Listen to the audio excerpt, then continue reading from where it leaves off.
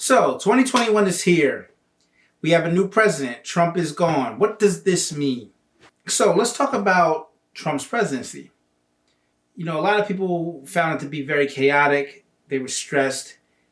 I think it will go down as one of the worst presidencies in history for many reasons. His handling of the pandemic was terrible. But there is some good that came out of his presidency, hopefully. And it really depends on what our response is now. Trump's presidency showed just how deep and how visceral the wounds of systemic racism are in this country, and how we've never addressed it and what that can mean. When you see the Confederate flag being waved in the Capitol building, when you see people holding these hardcore racist ideologies, not accepting that black people's vote can actually mean anything. When you see that kind of stuff, hopefully to the other half of Americans, because half of America still feels like that. Let's make no mistake that those people are still there. Their minds have not changed because there's been a transfer of power.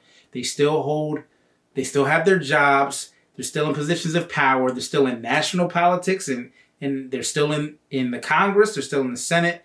They're still judges. They're still police officers, business owners who don't hire equally. These people are still here. And until we deal with that, until we begin to create a more equitable and equally just society, we're going to still have these problems. And, what I'm hoping comes from the Trump presidency is that those wounds were made viscerally visual, like everyone could see it, hopefully. So now it becomes something that the country is willing to address because they have always been there. These issues have always been there. If you follow me, if you know me, you know that I have not been the biggest Joe Biden fan.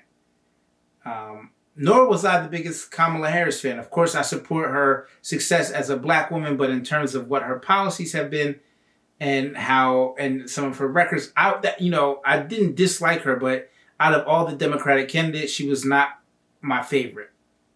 But it is a great thing to celebrate that she is now the vice president, the first African American woman, the first Asian American woman, and the first woman to hold that office. That is to be applauded. Biden is putting together a very diverse staff, and that is a good thing. But I do want to caution people, because diversity does not necessarily mean change. Now, I'm not saying that this administration isn't willing to change things. It seems I'm cautiously optimistic because I feel like they've been getting the message that we need to move more left. But diversity does not mean change. You can have black people, or you can have black people in racist systems. Those systems will still be racist. You see that with black police officers all the time. In the justice system, they might be able to do some good on a micro level, but it doesn't change the system. And we have to get into the nature of changing these systems. We have to change the foundation, how the laws are written, who the laws are for. That's what we really have to get into to see this to see this country become more equitable. But with that being said, the cabinet that Biden has been putting together seems to be very, very thought out. He's putting people in positions that they deserve. And it's something that I like to see. I want to make sure that we all, as citizens of the country, stay vigilant. Those of us who want to see progressive things happen, we have to make sure that the Democrats are taking care of the people who voted for them. This is what I said before they were elected, as they were getting elected. It was essentially black people that put them in office. Everywhere you look, in those states where they weren't sure if it was going to be red or blue, it was the black turnout. It was black organizers. We pushed them over the top because the white vote was split. somehow. So we need to be taken care of, and that needs to be a top priority in everything that they're doing.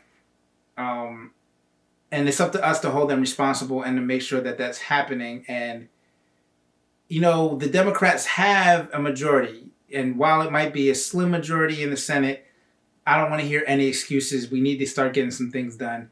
We need to start moving this country back, not even to the middle. It needs to be progressive. I don't like the right or left terminology. It needs to be progressive. We need to change things in a way that is better for the majority of the country.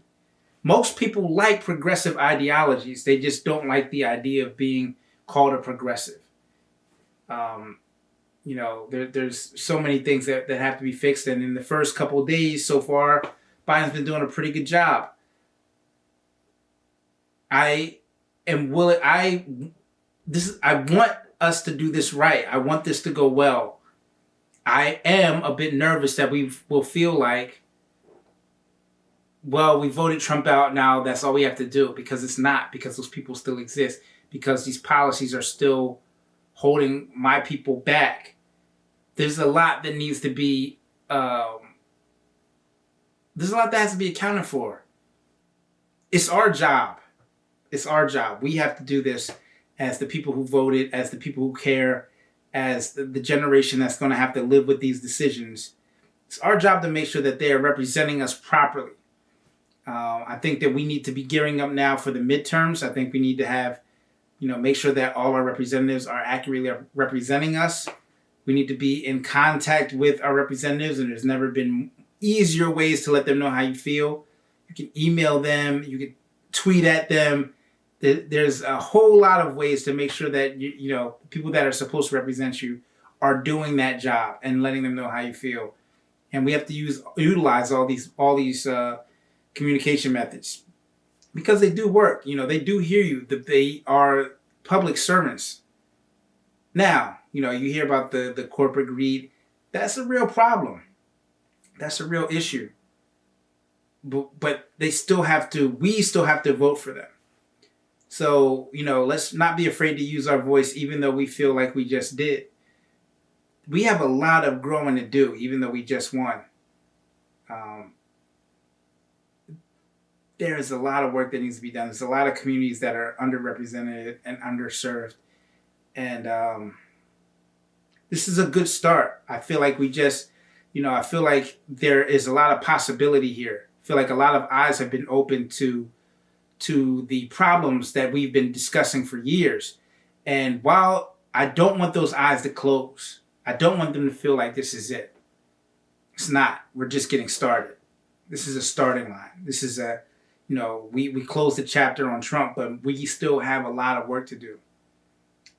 So I'm excited to, I'm excited to see what's going to happen. I think there's a lot of potential here. As we enter February, make sure you support some black businesses. You see me here, I'm wearing the Artie Real Estate.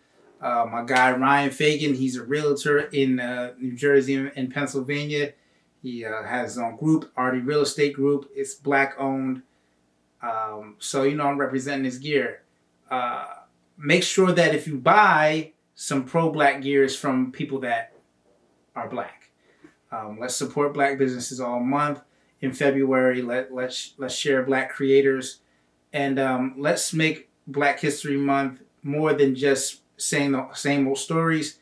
Let's talk about let's talk about how we got here. It's important to this country. We need to start revitalizing the history. It's much more than the "I Have a Dream" speech. There's a lot of stories out there, and there's a lot of ways to support. I'm excited to continue our work. And I'll be making some more content. We got a lot of big things I'll be announcing personally coming up this year. In terms of, hopefully I'll be getting a lot more content out to you guys soon. We'll be having some cool discussions and stuff. So I'm excited about that too. So make sure you subscribe to my YouTube if you haven't. I promise you, this year there will be a lot more content. There's things coming on. We'll be announcing them soon. But yes, so go hit the subscribe button. Go like on Facebook. Follow me on Instagram if you're not already. And yeah, let's keep working, and let's keep our eye on the prize. Vroom.